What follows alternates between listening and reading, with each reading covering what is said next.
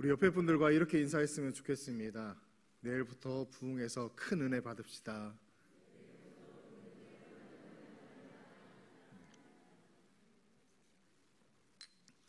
부흥에 오시는 강사 목사님을 통해서 하나님께서 여러분들에게 말씀하시고자 하는 그 뜻을 꼭 발견하는 그러한 시간 되시기를 바라겠습니다.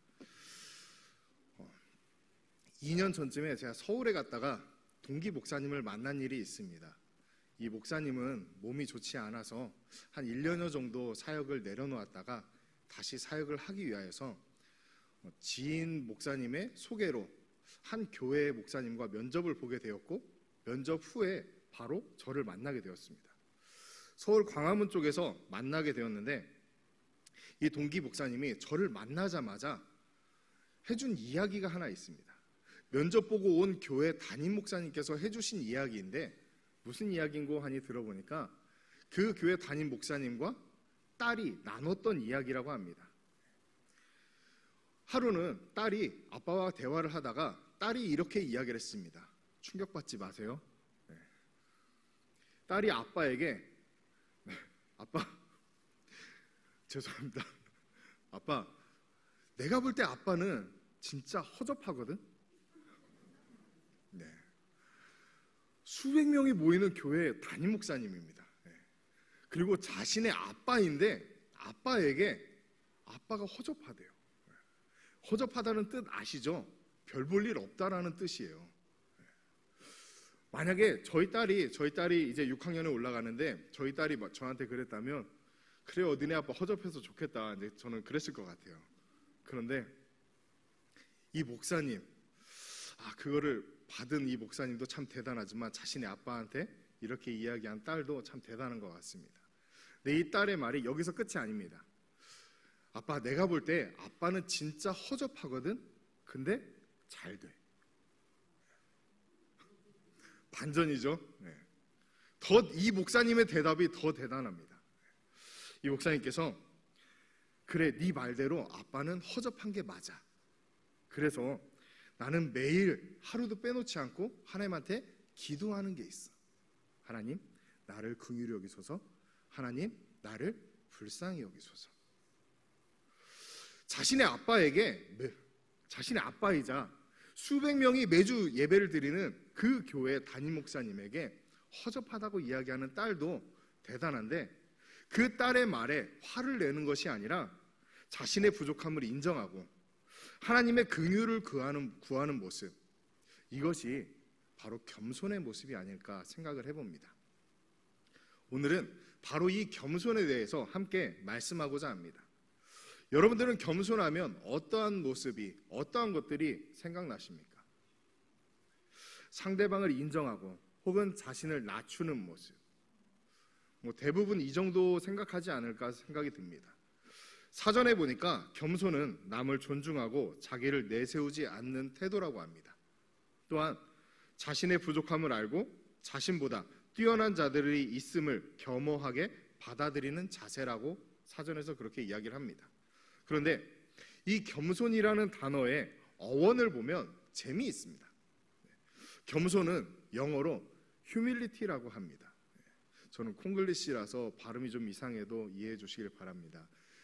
영어로 겸손을 humility라고 하는데, 이 겸손이라는 단어의 어원은 humus입니다. 라틴어로 흙이라는 뜻입니다. 좀 더 자세히 이야기하면 영양분과 유기질이 많이 들어있는 그런 흙이라고 합니다. 그런데 이 humility 하면은 비슷한 단어가 또 하나 떠오릅니다. 바로 human입니다. 사람이라는 뜻을 가진 human. 이 humility와 human, 즉 사람과 겸손 둘 다 흙이라는 단어에 어원을 두고 있다는 것입니다. 신기하시죠? 저는 좀 신기했습니다. 이 흙은 아무것도 아닌 존재를 뜻합니다. 우리 인간은 무언가 대단한 것처럼 생각을 하지만 바람 위에 여기저기 떠돌아다니는 그런 먼지, 혹은 아무에게나 아무런 힘없이 밟히는 땅의 흙처럼 아무것도 아닌 존재인데, 하나님께서는 그런 아무것도 아닌 흙을 빚으셔서 바로 저와 여러분들을 하나님의 형상으로 창조해 주신 것입니다. 결국 인간의 본질은 아무런 힘도 아무 가치도 없는 존재이기에 우리를 창조하신 하나님을 전적으로 의지하며 살아가는 것, 그것이 바로 겸손입니다. 남아프리카 공화국의 목사이자 작가이신 앤드류 머레이 목사님은 겸손을 이렇게 말합니다. 인간인 우리가 하나님 안에서 진정 어떠한 존재인지를 아는 것.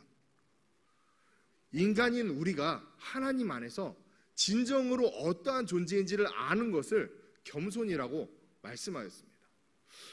우리 인간은 하나님의 능력으로 창조된 피조물인데 그렇기에 하나님 없이는 살 수 없는 존재입니다. 반대로 하나님을 의지하지 않는 그러한 삶을 산다면 이것은 겸손을 상실했다고 말할 수 있으며, 인간이 겸손을 상실하게 된다면 하나님의 그 창조의 목적과는 동떨어진 삶을 살아가게 되는 것입니다. 일부 천사들은 이 겸손을 상실하였기 때문에 피조물로서 의지해야 할 하나님을 대적하였고 결국 빛나는 천국에서 바깥 어두운 곳으로 쫓겨나게 되었습니다. 또한 아담은 뱀의 유혹에 넘어가 하나님을 의존하는 것이 아니라 하나님과 같이 되고자 교만하였고 결국 모든 인간에게 비참함을 주게 되었는데 이 역시 겸손을 상실했기 때문입니다. 이처럼 우리가 겸손을 상실하게 된다면 우리는 교만하게 되며 교만은 모든 죄악의 근원이 되어서 잠언에서 말씀하는 것처럼 넘어지고 망하게 될 뿐입니다. 그렇게 겸손은 하나님의 피조물인 우리가 갖추어야 할 첫 번째 의무가 아닐까 생각해 봅니다. 우리가 겸손하기 위해서는 잊어서는 안 되는 사실이 하나 있는데 바로 우리는 죄인이라는 사실입니다. 로마서 5장 12절입니다. 로마서 5장 12절의 말씀을 우리 화면을 보며 함께 읽도록 하겠습니다. 그러므로 한 사람으로 말미암아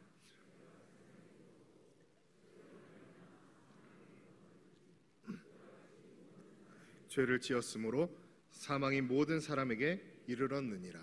아멘. 태초의 아담의 범죄는 모든 인류에게 죄와 죄의 그 속박 그리고 죽음을 가져다 주었습니다.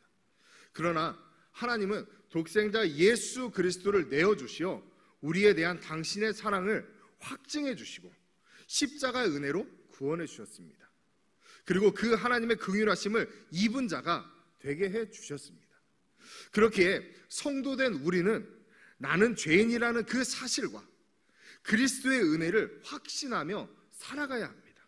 이것이 바로 우리 인간의 본질을 회복하는 유일한 길이며 하나님께서 우리에게 사랑과 은혜를 베풀어 주신 뜻이기도 합니다. 그래서 우리는 무엇보다 겸손함으로 하나님을 의지하는 자가 되어야 합니다.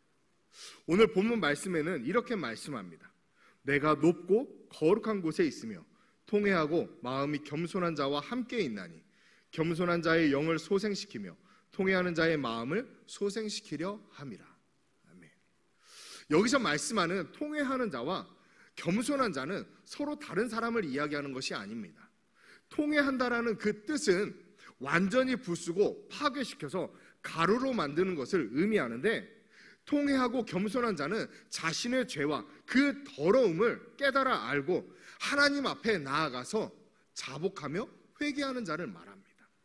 본문 앞에 기록된 57장 1절의 말씀부터 보시면 하나님께서는 우상 숭배하는 자들을 책망하시고 그들을 심판하시겠다고 말씀합니다. 그러나 통회함으로 마음이 겸손한 자, 즉 자신의 죄악을 깨닫고 하나님의 뜻 앞에 돌아서기를 원하는 자, 그를 하나님께서 함께 하시고 그를 소생시켜 주신다는 말씀입니다. 이러한 사실은 출애굽 사건에서도 찾아볼 수가 있습니다. 모세가 십계명을 받기 위해 시내산에 올라갔을 때 하나님께서 저 백성이 방자하니 내가 저 백성들을 모두 죽이고 너로 다시 시작하겠다고 말씀합니다. 모세는 그 진노하시는 하나님의 긍휼을 구하고 그 백성들에게 내려가 보니까 난리가 났습니다. 모세가 난리가 난 그들을 향하여서 이렇게 말합니다. 출애굽기 32장 26절 제가 읽겠습니다.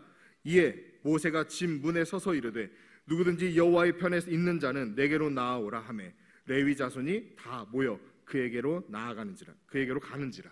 아멘. 여기서 여호와의 편에 있는 자는 나오라고 모세가 말씀합니다. 모세는 모든 이스라엘 백성들이 우상 숭배하는 것 가운데 금송아지를 만들어 놓고 그 앞에 절하는 것 가운데 참여하지 않은 자를 찾은 것이 아닙니다. 모두가 다 우상 숭배에 참여하였지만 누구든지 여호와의 편에 있는 자는 나오라고 말한 것입니다.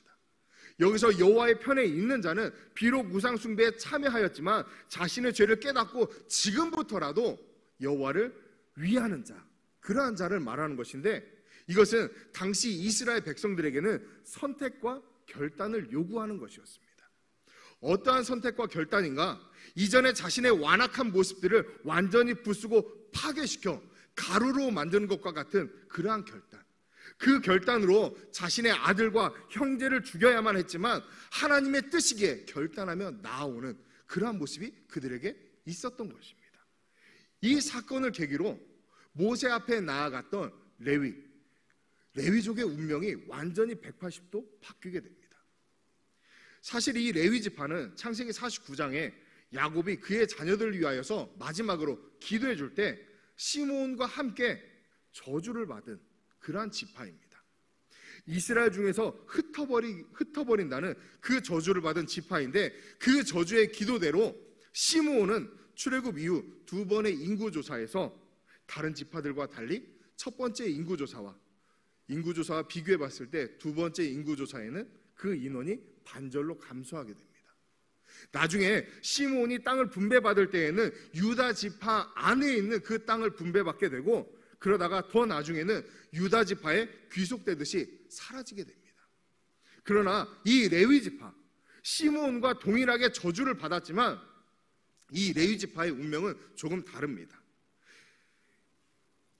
이 레위 지파 역시 야곱의 기도가 이루어지기 위하여서 이스라엘 가운데 흩어짐을 당하기는 합니다. 그러나 레위는 모든 장자를 대신하여 제사장 지파로 세움을 받는 축복을 누리게 되었기에 그 제사장의 사역을 감당하기 위해서 이스라엘 전역으로 흩어지게 되었다는 것입니다.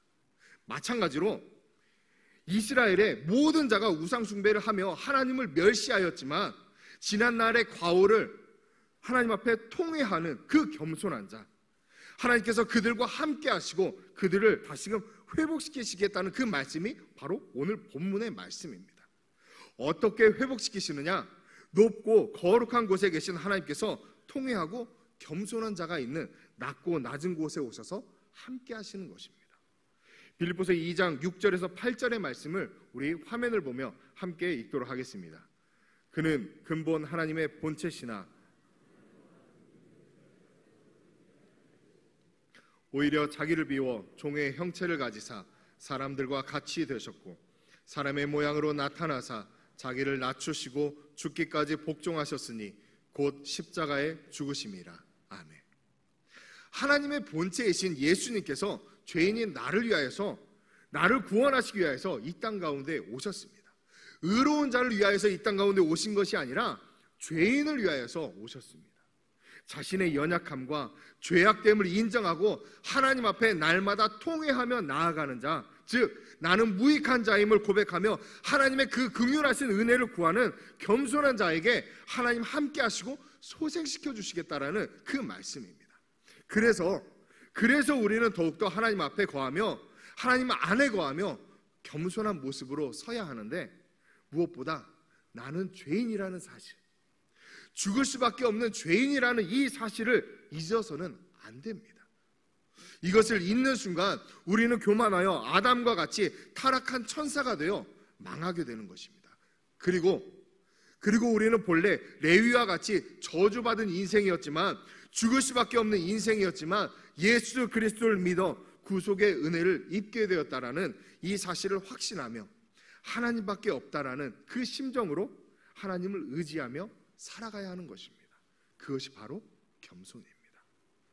그렇게 우리가 겸손하게 살아갈 때 우리에게 나타나는 두 가지 모습이 있습니다. 이거 이야기하려고 여기까지 끌고 온 것입니다. 두 가지 모습이 있습니다. 첫 번째는 우리의 하나 되는 모습입니다.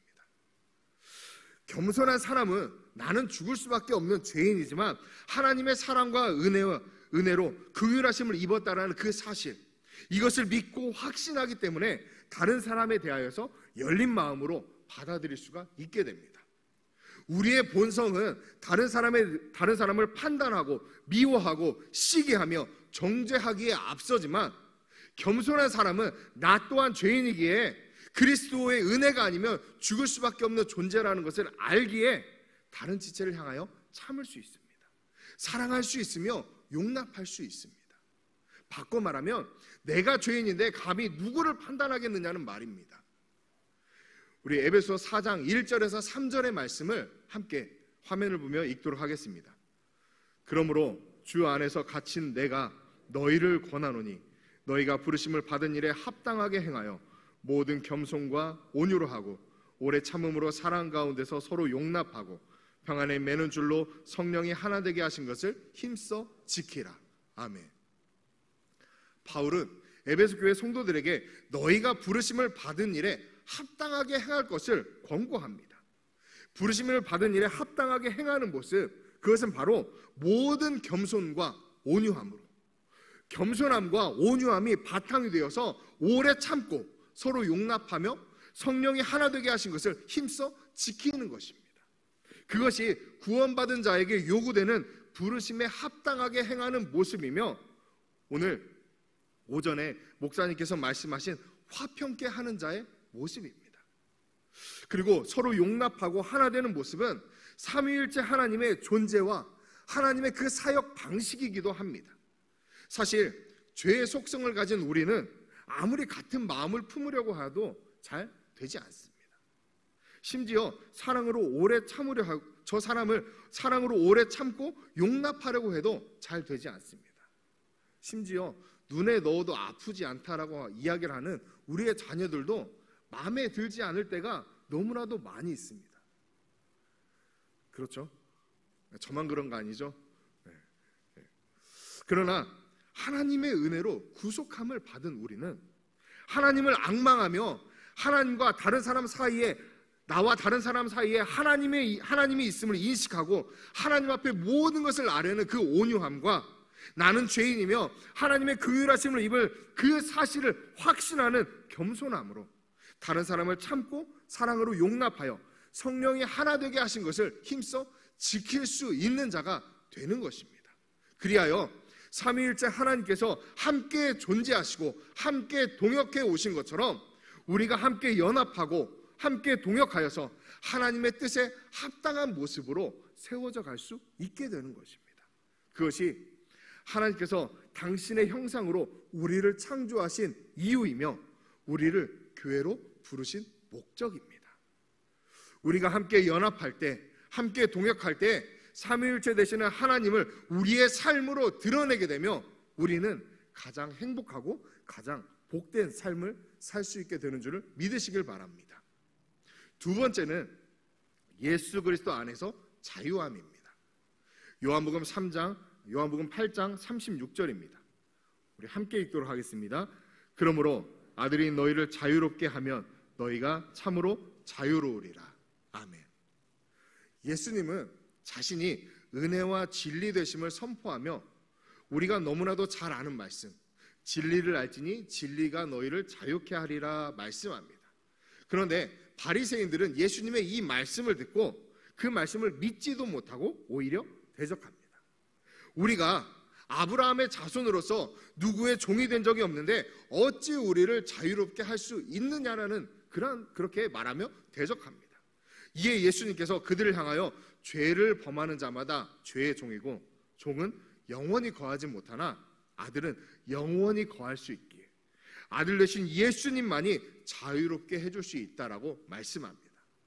이것을 조금 쉽게 설명하면 어떻게 설명할 수 있을까 고민을 하다가 이렇게 생각을 해봤습니다. 우리가 죄를 지으면 경찰서에 가게 됩니다. 가서 조사를 받게 되는데 이 경찰이 그 죄를 우리에게 물을 때마다 어떻게 빠져나갈 수 있는 방법이 없나 고민하고 또 자신의 죄를 계속 지적하는 그 경찰 앞에 주눅들게 됩니다.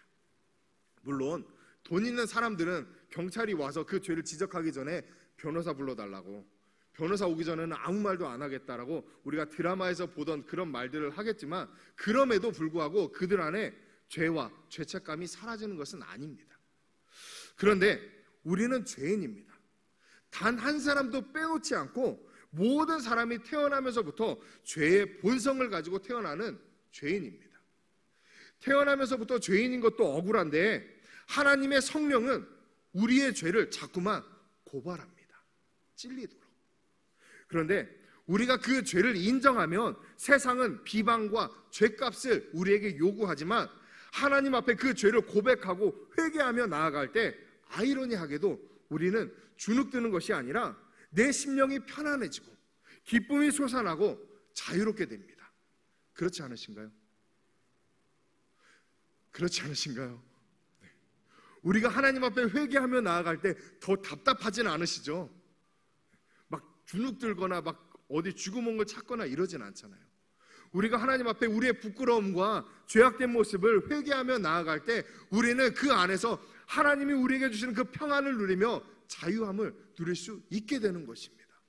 요한 1서 1장 9절의 말씀, 이렇게 말씀합니다. 만일 우리가 우리 죄를 자백하면 그는 미쁘시고 의로우사 우리 죄를 사하시며 우리를 모든 불의에서 깨끗하게 하실 것이요. 아멘. 세상이 요구하는 죄는 그 값을 치르더라도 죄와 죄책감에서 자유롭지 못합니다. 그러나 예수 그리스도를 통한 죄사함은 우리를 자유롭게 해주며 비로소 이 땅 가운데 하나님의 나라를 경험하며 살아가게 하는 것입니다. 그 자유함을 맛본 사람, 그 사람은 더 겸손함으로 하나님의 긍휼하신 은혜를 바라기에 더욱 하나님을 의지하는 그러한 삶을 살아가게 되는 것입니다. 그렇다면 여러분들에게 한번 물어보도록 하겠습니다. 여러분들은 겸손한 자이십니까? 대답 안 할 줄 알았습니다. 네. 아직 내가 생각할 때 아직 내 모습이 겸손과는 거리가 멀다고 생각하셔도 괜찮습니다. 하나님은 우리에게서 의인을 찾는 것이 아니십니다. 그러나 앞으로 더욱 겸손한 자가 될 것을 믿음으로 아멘 하시기를 바랍니다. 다시 한번 묻겠습니다. 여러분들은 겸손하십니까? 네. 겸손한 자가 우리는 되어야 합니다. 그래야만 하나님께서 우리를 부르신 그 뜻 가운데 온전히 나아갈 수 있고, 하나님의 그 은혜를 사모하며 하나님을 의지하며 나아갈 수가 있으며, 또한 하나님 안에서 참된 자유함을 우리가 만끽할 수가 있게 되는 것입니다. 우리 청복교회 성도님들 모두 겸손함으로 서로 하나 되어서 참 기쁨과 자유함을 누리는 천국 백성들이 되시기를, 그리하여서 하나님께서 우리 청복교회를 통하여서 이루고자 하시는 그 모든 뜻을 이루어드리는, 하나님의 영광을 돌려드릴 수 있는 그러한 우리 모두가 되시기를 소망합니다. 그리고 한 가지 더 있습니다. 우리가 하나님의 긍휼하심을 덧입을 수 있는 방법, 바로 기도입니다. 다음 주일까지 우리 중보기도팀 신청을 받습니다. 화요일 오후 2시입니다. 시간이 안 될 수도 있습니다. 그런데 보물이 있는 곳에 마음이 있다고 말씀하셨잖아요. 우리가 기도하는 것이 정말 중요하다고 생각한다면 기도하는 것 가운데 함께 참여해 주시길 바랍니다. 기도하기로 작정하고 우리의 마음을 더한다면 하나님께서 우리의 모든 여건과 모든 길을 열어주실 것입니다. 그리고 우리가 기도하며 나아갈 때 일을 행하시는 여호와, 그것을 만들어서 성취하시는 그의 이름을 여호와라 하시는 하나님께서 여러분들의 삶의 모든 행사를 지키시고 인도해 주실 것입니다. 중보기도 학교뿐만 아니라 여러 가지 훈련의 과정들이 있습니다. 함께 참여하셔서 예수 그리스도의 그 장성한 분량에까지 자라 나아가는 여러분들 되시기를 소망합니다. 함께 기도하겠습니다.